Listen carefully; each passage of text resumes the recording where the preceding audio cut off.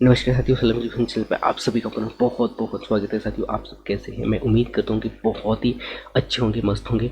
और इस क्लास के माध्यम से हम संविदा शिक्षक वर्ग 2 का एक बहुत ही महत्वपूर्ण चैप्टर है साथियों, ब्रह्मांड।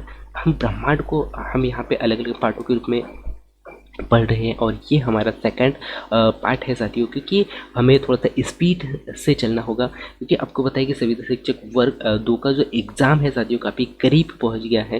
क्योंकि इसका एग्ज़ाम डेट अगर हम बात करें साथियों, एग्ज़ाम डेट यहाँ पे दिया गया था 25 है ना, 25/4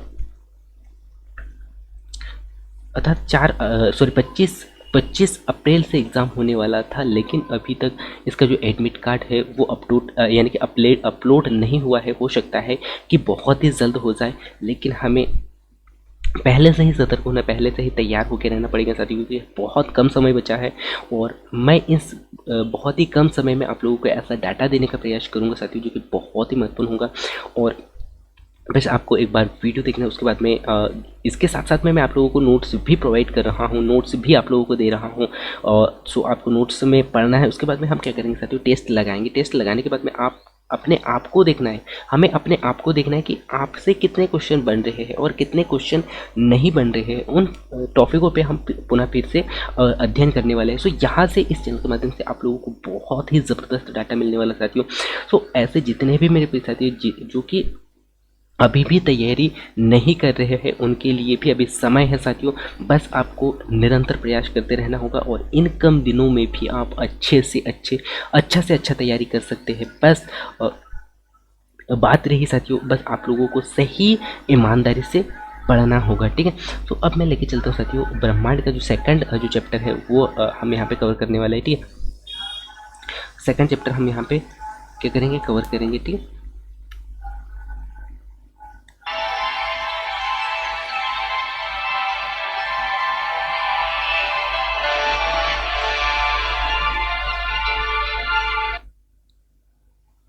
सो सेकंड चैप्टर में हम यहाँ पे क्या देखने वाले हैं, तारों की उत्पत्ति एवं उनका विनाश कैसे होता है, ठीक है। इनके बारे में हम यहाँ पे चर्चा करने वाले हैं, ठीक है। सो तारों की अगर हम यहाँ पे बात कर सकते हो, सो तारों की जो उत्पत्ति है वो कहाँ से होती है। तारों की उत्पत्ति की अगर हम बात कर सकते हो, तो तारों की उत्पत्ति सामान्यतः अगर हम देखें तो तारों की उत्पत्ति आकाश गंगाओं के घूर्णन से है ना, यानी कि आकाश गंगाओं के घूर्णन से ब्रह्मांड में विद्यमान गैसों का मेघ प्रभावित होता है। तथा हम कह सकते हैं कि परस्पर गुरुत्वाकर्षण के कारण उनके केंद्र में नाभिकीय संलयन क्या हो जाता है, नाभिकीय संलयन शुरू हो जाता है, जिसमें आपको यहाँ पे देखने को मिलेगा क्या, हाइड्रोजन है ना, जो कि हाइड्रोजन है ना, क्या हाइड्रोजन और हीलियम के बदलाव की प्रक्रिया प्रारंभ हो जाती है। इस दौरान यानी कि इस अवस्था में हम कह सकते हैं कि यह तारा बन जाता है।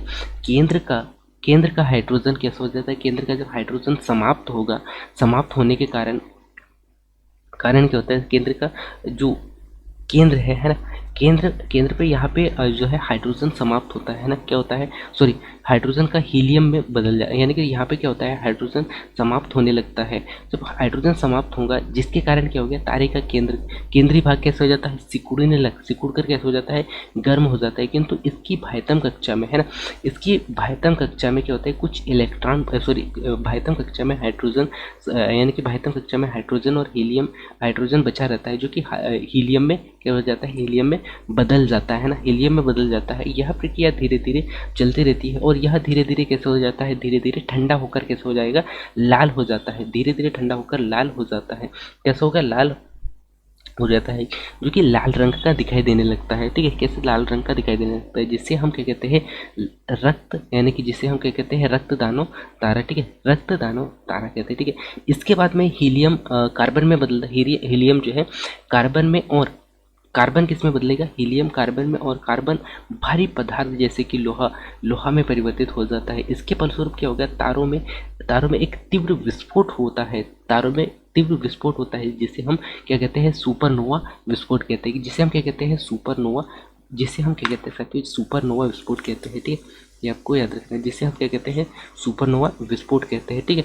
यह यदि तारों का द्रव्यमान कितना है, यदि तारों का द्रव्यमान जो है 1.4 ms हो, यदि तारों का द्रव्यमान 1.4 ms से कम हो, तो वह अपनी नाभिकीय ऊर्जा कैसी वह अपनी नाभिकीय ऊर्जा क्या कर देती है, नाभिकीय ऊर्जा को खो देती है ना, नाभिकीय ऊर्जा को खो देती है, खो देती है, और वे कैसे श्वेत वामन तारा है ना, श्वेत वामन तारा के रूप में बदल जाती है। कैसे श्वेत है ना, श्वेत वामन तारा के रूप में बदल जाती है ना, श्वेत वामन तारा के रूप में बदल जाती है या परिवर्तित हो जाती है ना, परिवर्तित हो जाती है। यदि 1.4 से 1.4 को क्या कहा जाता है साथी, 1.4 ms को क्या कहते हैं, चंद्रशेखर सीमा भी कहा जाता है, चंद्रशेखर सीमा है ना, चंद्रशेखर सीमा कहते हैं। इसमें क्या होता है साथियों, अत्यधिक द्रव्यमान होने पर मुक्त रूप से घूमने यानी कि मुक्त रूप से घूमते इलेक्ट्रॉन है ना, घूमने वाले इलेक्ट्रॉन या घूमते इलेक्ट्रॉन अत्यधिक वेग के कारण नाभिक को छोड़ देते हैं ना। क्या होता है, जब हीलियम यानी कि हाइड्रोजन की संपूर्ण समाप्ति हो जाती है, समाप्त होने के बाद में क्या होता है, श्वेत वामन तारा का रूप लेता है ना, श्वेत वामन तारा का रूप लेता है। उसके बाद में क्या होता है, एक ऐसी अवस्था आ जाती है जिसमें कि उसमें हाइड्रोजन ना होने के कारण क्या होता है, इसकी जो आवृत्ति है यानी कि इसकी जो गति है वो कैसे हो जाती है, अधिक हो जाती है। जिससे क्या होता है यहाँ से, जिससे क्या होगा, इसके नाभिक को छोड़कर यानी कि इसका वेग अधिक हो जाने के कारण नाभिक को छोड़कर बाहर चले जाते हैं, है ना। नाभिक को छोड़कर जो इलेक्ट्रॉन है वो कैसे हो जाते हैं, बाहर चले जाते हैं, है ना। क्या होते हैं, बाहर चले जाते हैं, इलेक्ट्रॉन बाहर चले जाते हैं, ठीक है। इलेक्ट्रॉन बाहर चले जाते हैं, ये आपको याद रखना है। अत्यधिक द्रव्यमान होने के कारण मुक्त इलेक्ट्रॉन कैसे हो जाते हैं, घूमकर छोड़ जाते हैं, और तथा न्यूट्रॉन यानी कि यहाँ पे क्या बचता है, यहाँ पे न्यूट्रॉन ही बच जाता है, न्यूट्रॉन ही बचता है। और इस अवस्था को न्यूट्रॉन तारावस्था कहते हैं, ठीक है। इसके बाद में न्यूट्रॉन तारावस्था का रूप लेता है, ठीक है, न्यूट्रॉन तारावस्था, या फिर हम कहते हैं पल्सर तारा कहते हैं, ठीक है, क्या कहते हैं, पल्सर तारा कहते हैं।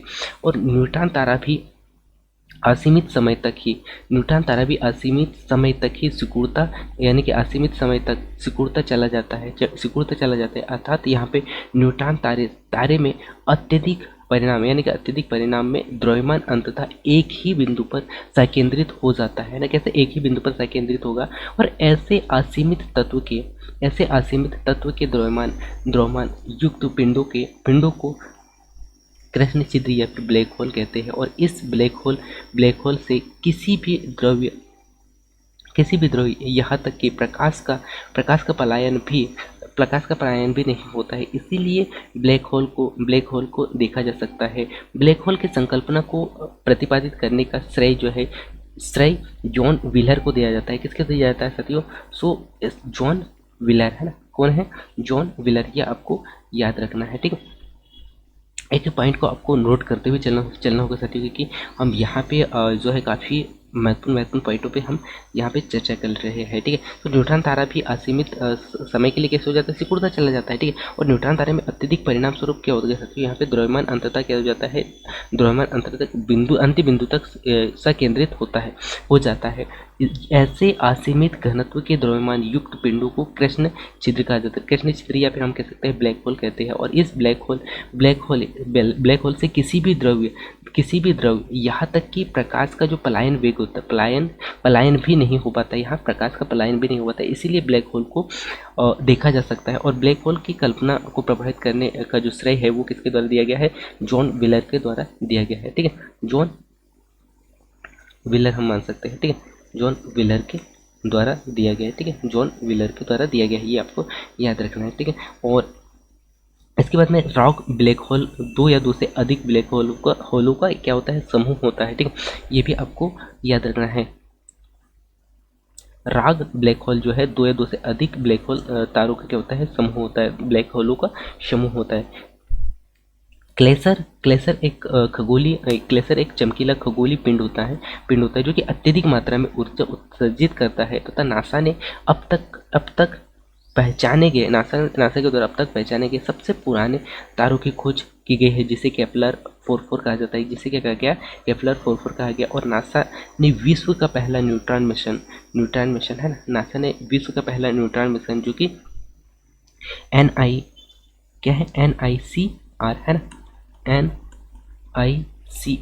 ना, NICR के द्वारा, NICR जो कि जून 2017 सन 2017 में अंतर्राष्ट्रीय अंतरिक्ष में स्थापित किया और यह मिशन जो है असामान्य खगोलीय घटनाओं पर आधारित रहा है। इसी कारण है ना, क्या हुआ साथियों, इसी कारण इस मिशन के यानी कि इसी कारण इस मिशन के नाम द्वारा अंतरिक्ष में एक्सरे का प्रथम नौवहन भी प्रदर्शित किया गया है। ठीक, और नासा द्वारा अप्रैल सन 2018 में हब्बल अंतरिक्ष दूरबीन की सहायता से यहाँ पे इकारस नामक ऐसे तारे की खोज की गई। ठीक है, जो कि ब्रह्मांड में अब तक देखा गया तारों में सबसे दूर स्थित है और इस तारे का अत्यधिक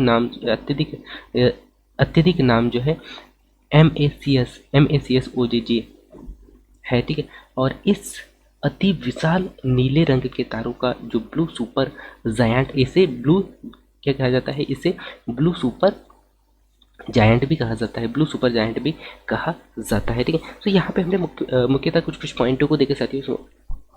मैं उम्मीद करता हूँ साथियों कि आपको यह बहुत ही अच्छा से समझ में आया होगा। ठीक है, क्या होता है साथियों, हम तारों का निर्माण हमने यहाँ पे देखा। अब मैं आप लोगों को डायग्राम के माध्यम से बताना चाहूँगा कि क्या होता है। बिग बैंग सिद्धांत के अंतर्गत क्या हो गया, हमने क्या देखा, बिग बैंग सिद्धांत के अंतर्गत क्या होता है, एक विस्फोट होता है। क्या होता है, विस्फोट होता है। विस्फोट के बाद में क्या होगा, यहाँ पे विस्फोट के बाद में आकाश गंगाओं का निर्माण होता है ना, आकाश गंगाओं का निर्माण होता है। आकाश गंगाओं के निर्माण के बाद में क्या होगा, यहाँ पे तारों का निर्माण होता है ना, तारों का क्या होता है, तारों का निर्माण होता है। ठीक है, तारों का निर्माण होता है। क्या होता है, तारों का निर्माण होता है। क्या होता है साथियों, जब तारों का निर्माण होता है, क्या होगा, जब हाइड्रोजन के अणु क्या होंगे, हाइड्रोजन के अणु जो है इसके नाभिक, नाइट्रोजन के जो अणु है, नाइट्रोजन क्या होगा, समाप्त होने लगेगा, है ना, नाइट्रोजन समाप्त होने लगेगा और एक ऐसी अवस्था आ जाती है जो कि हाइड्रोजन समाप्त होने के बाद में क्या होता है, वे पिंड कैसे सिकुड़ने लगता है ना, तारा जो है सिकुड़ने लगता है, जिसे हम क्या कहते हैं, आदि तारा कहते हैं। ठीक है, क्या कहते हैं, आदि तारा कहते हैं। ठीक है, क्या कहते हैं, आदि तारा कहते हैं। ठीक है, आदि तारा कहते हैं। ये आपका आकाशगंगा, ठीक है, आदि तारा कहते हैं। ठीक है, सिकुड़ने लगता है जिसे आदि तारा कहते हैं। और यही क्या होता है साथियों, आगे चलकर जो हाइड्रोजन जो है क्या होता है, बहुत ही ज़्यादा कम हो जाता है, अर्थात समाप्त हो जाता है। और समाप्त होने के पश्चात क्या होगा, यहाँ पे हाइड्रोजन के बाहरी भाग में कुछ हाइड्रोजन, यानी कि पिंड के बाहरी भाग में, अर्थात हम कह सकते तारे के बाहरी भाग में कुछ हाइड्रोजन बचा रहता है ना, और बचा हुआ हाइड्रोजन क्या हीलियम में परिवर्तित होता है। हीलियम में जब परिवर्तित होता है और वह सिकुड़ कर कैसे हो जाता है, गर्म होकर लाल हो जाता है, जिसे हम क्या कहते हैं, लाल भ्रूण तारा भी कहा जाता है। कैसे लाल दिखाई देने लगता है ना, कैसे दिखाई देने लगता है, लाल दिखाई देने लगता है, जिसे हम क्या कहते हैं, भ्रूण, लाल भ्रूण तारा कहते हैं। ठीक है, ये आपको याद रखना है। इसके बाद में पीला, इसी के बाद में क्या होता है साथियों, यहाँ पे नेक्स्ट अगला जो यह रूप लेता है, कौन सा, पीला तारा का रूप लेता है। इस प्रकार यहाँ पे हाइड्रोजन का जो समाप्ति पूर्ण रूप से समाप्त हो जाता है ना। पीला के बाद में यहाँ पे नेक्स्ट अगला लाल दानव तारा का रूप लेता है, और है ना, और इस प्रकार यहाँ पे समाप्ति होती है। और यहाँ पे इसी लास्ट का जो सीमा होता है, जिसे चंद्रशेखर सीमा भी कहा जाता है, जिसे चंद्रशेखर सीमा भी क्या कहा जाता है, चंद्रशेखर सीमा कहा जाता है। ठीक है, ये आपको याद रखना है। और लास्ट अवस्था में क्या होती है साथियों, यहाँ पे क्या होगा, लास्ट में यहाँ पे हाइड्रोजन की समाप्ति के कारण क्या होता है, इसकी जो चक्रीय वृत्ति है ना, चक्रीय गति कैसे हो जाती है, बहुत ही ज़्यादा तेज होता है। चक्रीय गति तेज होने के कारण क्या होता है, इलेक्ट्रॉन जो है इससे क्या हो जाते हैं, दूर होने लगते हैं। ठीक है, दूर होने लगते हैं, ये आपको याद रखना है। ठीक है, दूर होने लगते हैं और यहाँ पे क्या बच जाता है, न्यूट्रॉन बच जाता है, जो कि हमने यहाँ पे पूरा डिटेल से देख लिया है। ठीक है, सो मैं उम्मीद करता हूँ कि ये क्लास आप लोगों के लिए बहुत ही महत्वपूर्ण रहा होगा, और इसके बाद में जब हम यहाँ से क्वेश्चन लगाएंगे तो आपको बहुत ही ज़्यादा समझ में आएगा। ठीक है, सो इसके बाद में हम कल की क्लास में यहाँ पे कवर करेंगे सूर्य। So thanks for watching.